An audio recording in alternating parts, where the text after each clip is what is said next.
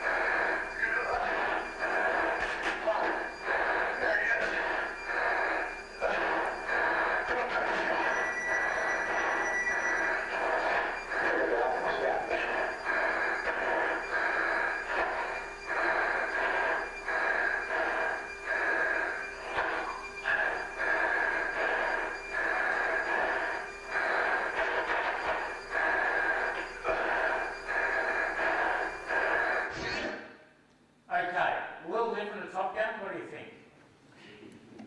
Is he under a little bit of pressure there? Absolutely. Now, where is Murph spending most of his time looking? Where's he's looking out behind him, and what's he looking at?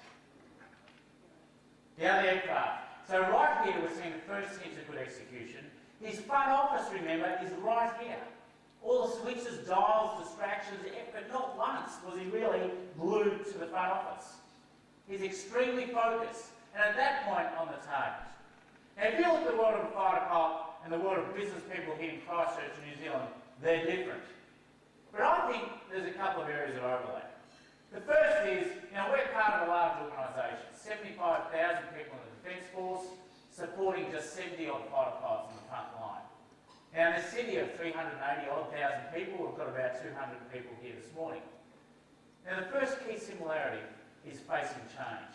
Murph, right through that dogfight, was changing from sky to ground, and if you look behind him, you would have seen the sky and ground flipping from one to the other.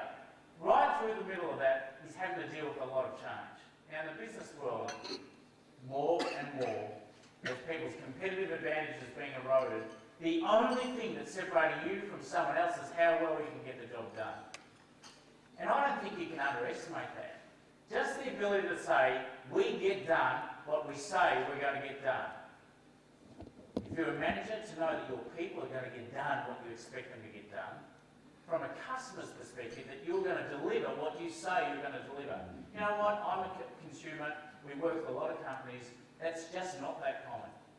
We call that execution. Now, how do we take Murph, who'd never seen the inside of a jet 2 years before, and get him to that point? We've got a model we call a flawless execution model. I'm going to quickly introduce it. It starts with a plan. Now the plan is an execution plan about how to get from A to Z for your whole team. Look around. A little bit like that. Okay, put your arms down. Sydney is actually in that direction. There were a few people who were close, there wasn't any of that. Okay, now that's a little bit like an organisation or a team or an individual without a clear future picture. We need people to know where we're heading. We want them to buy into it before we actually set off on the journey. Okay, how do we do that? Two key parts of the future picture. The first is it's got to be extremely clear, and by that I mean measurable. The second part is you want the executors, not the developers of the strategy, the executors to buy into it.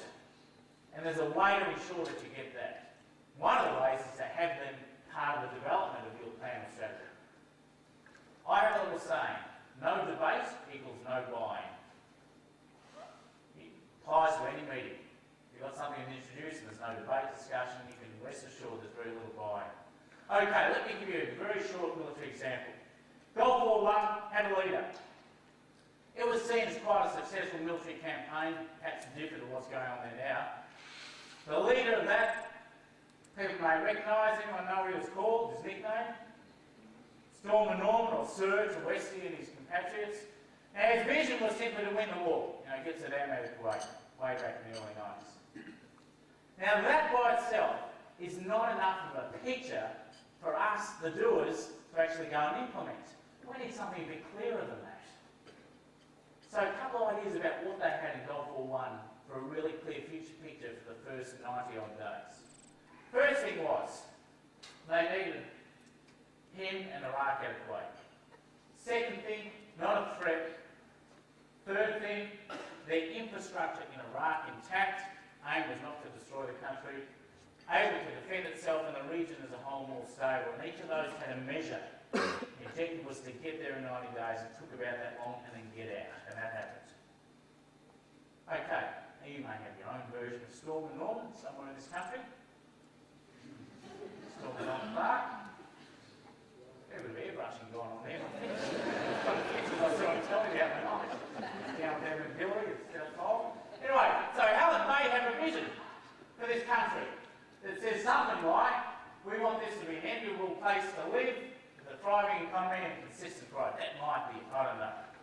Now I want you to think for your team, for your company. You know, everyone sees this vision statements.